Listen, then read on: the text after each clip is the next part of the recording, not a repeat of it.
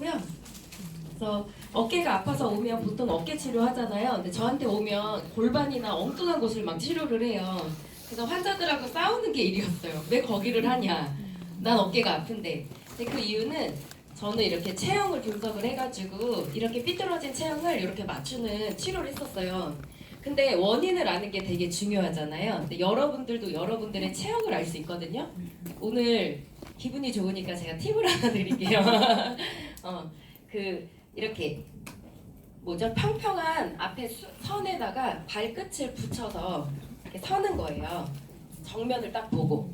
그리고 사진을 찍어주는 사람이 그런 거 이쁜 사진 말고 머리 위부터 발끝까지 나오게끔 사진을 찍는 거예요. 근데 찍을 때 자세는 완전히 힘을 빼야 돼요. 내가 릴렉스하게. 그래서 하고 힘을 빼서 찍고 옆면 찍고 뒷면 찍고 오른쪽 옆면 이렇게 다 찍는 거예요.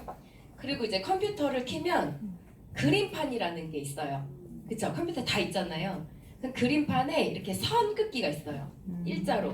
그러면 이제 앞에나 뒤 같은 경우는 이 복숭아뼈 가운데에다가 딱 놓고 일자로 그냥 쭉 그리면 돼요. 그랬는데 일자로 딱 그렸을 때 이 선이 무릎 중앙, 배꼽 중앙, 코 중앙 이거를 딱 오면 이 사람은 아주 좋은 체형인 거죠. 근데 이 선에서 내가 몸이 이렇게 나와 있어. 이 왼쪽 어깨를 지나가 중력선, 그게 중력선이에요. 그러면 내 여기가 막 몸이 아픈 거죠. 이 사람은 어떻게 하면 돼요? 중력선을 이렇게 놓는 이런 치료를 했던 거예요. 옆면도 마찬가지예요. 옆면은 어디다 놓냐면 복숭아뼈 앞에다가 선을 넣는 거예요. 그래서 그걸 일직선으로 쭉 올려요. 그러면 정상이라면 골반 중앙, 무릎 중앙, 어깨 중앙, 귀 중앙이 딱 와야 돼. 근데 다 중앙에 왔는데 목이 이렇게 나와 있어서 내 머리 뒤로 떨어져요. 그러면 얘 때문에 이 중력선, 내 자세 때문에 목 뒤가 아픈 거예요. 그럼 목 뒤를 치료하면 소용이 있을까요? 없을까요? 어떻게 해야 돼? 이 고개 뒤로 집어 넣어야 되죠? 그래서 이런 치료를 했었던 거예요. 그래서 이렇게 다 분석을 해서 그래서 일단 내 몸을 정확히 알면 좋겠죠. 그래서 만약에 요즘에는 헬스장 가도 트레이너도 이런 공부를 많이 해요. 내 체형 사진을 가지고 가서 난 무슨 운동을 하면 돼요? 이렇게 물어보면 또 그분들이 또 참고해 줄 수 있잖아. 필라테스 선생님이나. 그래서 이런 치료를 했었고요. 그때 10년 전에는 그 실비 적용이 안 됐기 때문에 개인 치료로 다 했었고 1회에 10만 원씩 받고 치료를 했었어요. 그래서 그때 돈을 참 많이 벌었었죠. 저는 뉴스캐너를 만나게 된 계기는 6학년 때부터 여드름 피부였어요. 이게 제 비지아 사진인데 이게 피지 그림이거든요. 모공이 피지로 가득 차 있었고요. 1000개가 넘는 피지를 갖고 있었어요. 머드팩을 바르면요 온 얼굴이 까맣게 젖을 정도로 피지가 많았고 모공도 같이 넓죠. 피지가 너무 꽉 차 있어서 모공이 큰 타입이었던 거예요. 6학년 때부터 이마에 여드름이 났고요. 계속해서 이제 여드름이 온 얼굴에 여드름이 나 있는 상태였어요. 잠깐 여드름 팁을 드리면 여드름 소비자 너무 어려우세요? 여드름은 원인이 굉장히 다양해요. 저같이 사춘기 때부터 여드름이 났다. 그럼 100%는 아니지만 90%는 피지가 많은 걸 의심하셔도 되는 거예요. 그럼 저희 제품 클리액션이나 피지를 조절해주는 제품이 들어가면 좋겠죠. 근데 제가 뉴스킨을 하면서 어떤 소비자 한 명을 이제 만나게 됐는데 마스크를 쓰고 저를 찾아온 거예요. 20대 아가씨가. 그래서 마스크 좀 벗으면 안 돼요? 벗었더니 아주 아픈 여드름이 턱에 여드름이에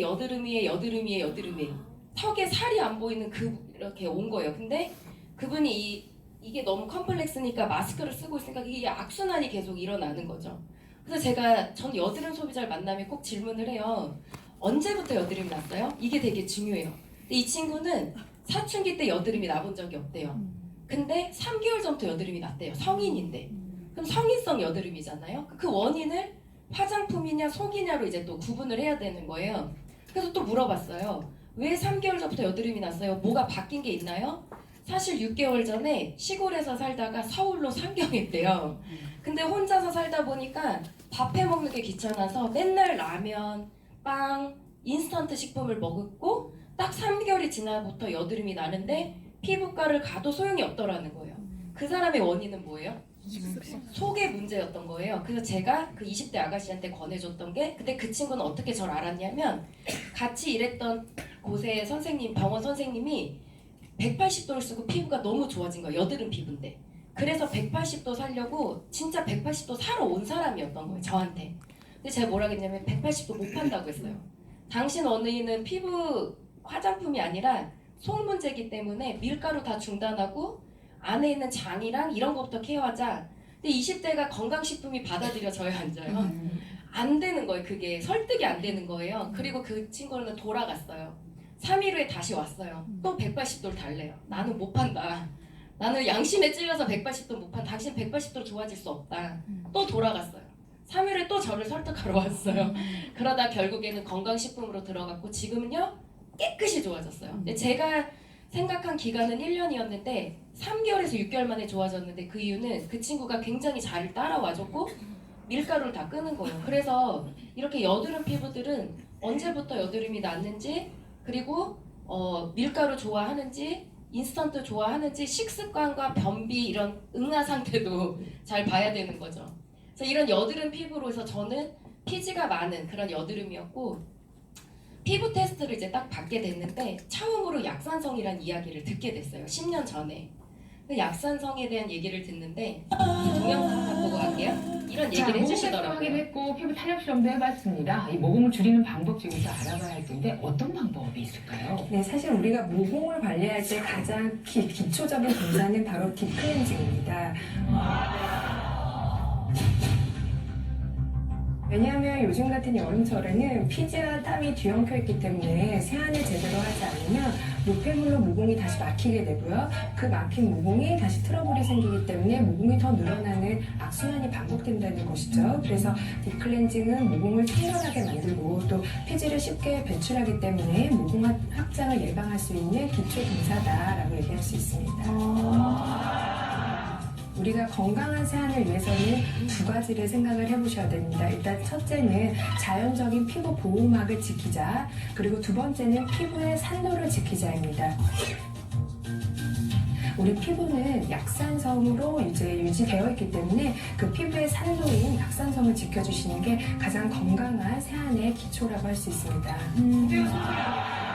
사실 저는 뭐 여러 개를 쓰고는 있지만 저는 아주 극히 드문 경우라고 생각하거든요. 근데 젤 타입, 크림 타입, 폼그리신 타입, 뭐 오일 타입 정말 클렌징 제품이 너무 많이 나오거든요. 맞아. 어떤 제품을 쓰는 게 그냥 일반적으로 좋을지. 사실 정말 많이 알고 계신데요. 클렌징을 그냥 단순히 나누기는 좀 힘들고 여러 가지 성분이 있는 것은 사실입니다. 그렇지만 크게는 약산성과 알칼리성으로 네, 나눌 수가 있어요. 근데 아마도 우리는 잘 모르지만 알칼리성을 조금 선호하실 가능성이 높습니다. 왜냐하면 세정력이 높고요. 거품이 풍부하고 뽀득뽀득한 느낌이 바로 알칼리성 이제 세안제 사용에 나타나는 특징적인 것이고요. 그래서 이제 그 뽀득뽀득이라는 것은 사실 세정이 잘 되었다는 것도 의미하지만 우리 피부에 갖고 있는 아주 건강한 지질이라든지 자연보습 성분도 아주 깨끗하게 닦아냈다. 그렇기 때문에 오히려 피부가 약해지는 것이죠. 그러면 또 너무 세정력이 약하다. 안 씻길까봐. 네, 미세먼지 너무 그렇습니다. 많으니까. 네. 뭐 약산성이 되면 좀 안 씻길까봐. 네. 사실 우리 약산성은 좀 세정력이 약하다 이런 오해를 많이 하고 계신데 그 이유는 약산성 클렌저를 사용한 다음에 피부를 이렇게 만져보면 좋게 얘기하면 촉촉한 건데요. 나쁘게 얘기하면 뭔가 남아있는 것 같은 느낌이 들기 때문에 그래요. 그래, 들식힌 것 같은. 그 남아있는 게 무엇이냐. 그거는 바로 나의 피부에 건강한 지질막이 남겨져 있다는 것입니다. 네. 그래서 오히려 좋은 세안제는 세안한 후에 촉촉함이 남아있고 그리고 당김 현상이 없는 세안제가 좋은 세안제라고 할 수가 있습니다. 네, 이런 얘기를 이제 제가 듣게 된 거예요. 그러면서 비누에다가 이 리트머스 시험지를 올리면서 막 실험을 하는데 좋은 비누라면 저 노란색이 나와야 된다고 얘기를 하는 거예요. 저게 약산성 산도를 가리키기 때문에. 근데 제가 유일하게 그러니까 너무 오래전부터 피부에 여드름이 나다 보니까 이것저것 많이 해봤겠죠. 근데 절대 좋아지지 않더라고요. 그래서 어차피 돈 들이나 안 들이나 똑같아서 화장품을 잘 돈을 안 들였고 순한 걸 찾아 쓴 게 뭐였냐면 베이비 제품들, 애기들 제품, 누쿠 막 이런 거 썼어요. 애기 순하고 애기 냄새 나면 그냥 그게 순하다고 생각을 한 거죠. 근데 유일하게 돈을 쓴 게 비누였어요. 수제 비누를 3만 원이 넘는 비누를 쓰고 있었는데 제가 딱 제 비누를 가지고 가서 딱 테스트를 받았는데 이렇게 파랗게 알칼리가 나오는 거예요. 빨래 비누랑 똑같은 색깔이. 너무 충격인 거예요. 그래서 이거는 쓰던 비누여서 그런가 봐요. 그래서 제가 시험지를 가져가서 새 비누를 뜯어서 했는데 똑같이 파란색이 나왔고 굉장히 심한 배신감을 느꼈고 그 뉴스킨을 소개해준 분한테 연락을 해서 왜 이거를 광고에서 안 팔고 그렇게 뒤에서 몰래 숨어서 파냐고 이런 얘기를 제가 했어요. 근데 그때 얘기해줬던 게 그 유통에 대한 이야기를 하는데 제가 얼마 전에 제주도를 이제 가게 됐어요. 일을 하러. 근데 제주도를 갔다가 이제 돌아오는 길에 편의점에 들려서 물을 사려고. 근데 우리 편의점 가면 물 종류가 되게 많잖아요. 제주 삼다수가 얼마예요? 되게 비싸요. 950원, 1000원 그래요. 저는 비싼 물을 못 먹어가지고 제일 싼 500원짜리 물을 먹어요. 근데 이제 그 세븐일레븐 제주도 편의점을 딱 갔는데 삼다수밖에 없는 거예요. 그래서 이렇게 비싼 물만 있어. 그러고 딱 했는데 밑에 500원 이렇게 써 있는 거예요. 너무 믿기지가 않아가지고 그 자리에서 물 3개를 들고 와가지고 아저씨한테 아저씨 이거 진짜 500원 맞아요? 그러니까 500원 맞대. 서울에서는 1000원인데 왜 여기는 500원이에요? 이렇게 하니까 아유 당연히 그렇죠. 제주도인데 유통 그 이동비가 안 드는데 이렇게 얘기를 하는데 되게 당연한 얘기잖아요.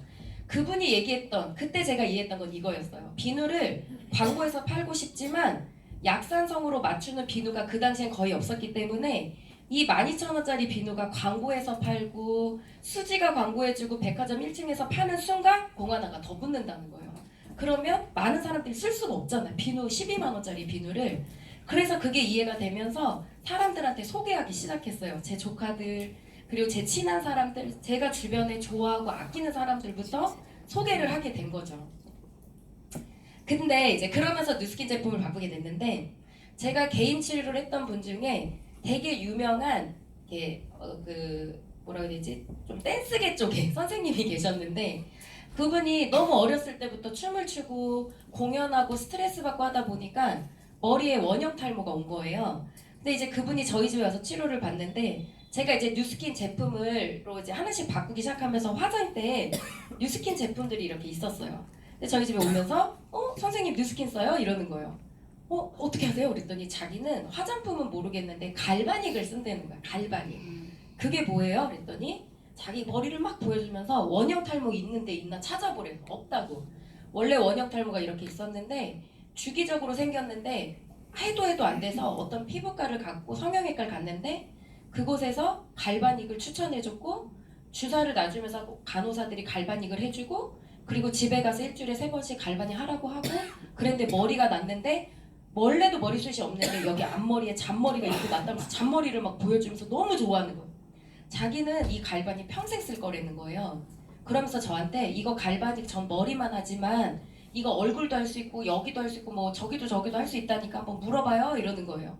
그래서 제 스폰서한테 또 전화를 한 거예요. 갈바닉이 뭐예요? 그래서 이제 갈바닉을 듣게 됐고 근데 이게 그 당시에 의료기기 그러니까 이 전 모델이 의료기기였고 제가 아는 갈바닉은 이 에이지라 갈바닉 바로 직전에 하얀색 갈바닉. 그래서 원래는 의료기기여서 한 회원당 2개밖에 취급을 못했는데 이게 미용기기로 바뀌면서 전부 다 업그레이드돼서 머리부터 발끝까지 다 쓸 수 있다는 거예요. 그러면서 통증해도 돼요 이렇게 얘기를 하는데 전 치료사잖아요. 말도 안 돼. 무슨 다단계 회사에서 파는 기계가 이 조그만 기계가 통증에 관련이 돼. 그러면서 제가 전공서적책에 전기치료학이란 책이 있어요. 두꺼운. 거기 앞에서 보니까 갈바닉 전류가 진짜 나오는 거예요. 그래서 거기에 갈바닉 전류 막 찾아보고 봤더니 굉장히 고급 전류였고 안전한 전류였는데 그러면서 의문이 생긴 게 뭐냐면 이렇게 좋은 전류를 왜 병원에서 안 쓰지? 또 이렇게 의문이 생기는 거예요. 그래서 의료기 상사가 이제 주기적으로 오니까 여쭤봤더니 갈바닉 전류 알고 있었고요. 그분도 근데 왜 안 쓰냐고 물어보니까 병원에서 3,000원, 4,000원 내고 치료받잖아요. 돈이 맞지가 않는다는 거야. 그래서 쓸 수가 없다고 얘기를 하는 거예요. 좋은 전류인 거 알지만. 그래서 유럽에서는요. 고급 스파 및 뷰티 살롱에서만 갈바닉 전류를 사용했었던 거예요. 근데 그거를 아주 작게 만들어서 휴대하기 쉽게 누구나 집에서 쓸 수 있게 만든 게 바로 이 갈바닉 기계인 거죠. 그래서 이 기계를 환자들한테 접목하기 시작했어요. 그래서 제가 이제 치료하는 부위가 있잖아요. 그럼 거기를 바디젤을 발라서 갈바닉을 문질러줘요. 그러면 환자들이 김쌤 이 기계는 얼마예요? 이렇게 물어봐요. 30만 원이요? 이렇게 얘기하니까 효과가 있으니까 기계를 사가는 거예요. 매일 오던 사람이 갈바닉을 해줬더니요 이틀에 한 번 오고 3일에 한 번 오고 이렇게 늘어나는 거예요, 주기가. 그래서 그분들이 갈바닉을 샀고요. 갈바닉을 살 때 뭘 써야 돼요? 파란색 젤을 써야 되잖아요. 그 젤이 계속해서 재구매가 되면서 제가 소개를 막 하기 시작하니까 제 스폰서가 저한테 사업을 권했을까요? 안 권했을까요? 권했겠죠. 근데 그때 저는 물리치료가 이 세상의 전부라고 생각을 했고 워낙에 20대 때 돈을 많이 벌고 있었기 때문에 저는 물리치료사로서 10년의 플랜을 다 갖고 있었어요. 근데 난 이게 유일한 내 답이라고 생각을 했거든요. 그리고 그건 당연히 싫었고 이 다단계라는 이미지 때문에 일단 내가 소개하고 제품을 쓰겠지만 이 사업을 하는 순간 뭔가 내가 돈의 피해를 볼 것 같았고요. 사람을 잃을 것 같았고 아쉬운 말을 해야 할 것 같은 그 세 가지의 큐 때문에 거절을 해요. 그리고 제가 소개만 할게요 이렇게 해요. 그렇게 소개를 했더니 그들 제 소비자를 통해서 또 유통이 되면서 4개월 만에 대리점이 됐어요. 그러면서 80만 원에서 100만 원 정도의 수입이 들어왔어요. 그 당시에 이 벨로시티 이전에 맥시마이저? 웰스 맥시마이저 전의 보상 때는 4,000포인트 이상을 하면 8%를 줬거든요. 아무튼 잘 기억이 안 나네. 아무튼 근데 그때 4,000포인트 이상을 했었고 항상 한 달에 80에서 100만 원 수입이 들어와서요. 너무 꼼돈 같은 돈이잖아요. 그래서 그 돈을 그대로 뽑아서 엄마 그대로 드리기도 하고. 그래서 엄마는 제가 뉴스킨 한 걸 굉장히 좋아하셨어요. 또 언젠가는 또 한번 뽑아가지고 백화점 가서 마네킹 그대로 옷을 사요. 근데 벨트 값이 모자라서 벨트 빼고 사 현금으로. 그래서 그분들이 막 물어봐 무슨 일 하냐. 그러면서 또 뭐 얘기하고 그렇게 1년 동안 이 수입을 번 거예요. 그래도 저는 뉴스킨 사업을 할 마음이 없었어요. 타이밍이 아니었던 것 같아요.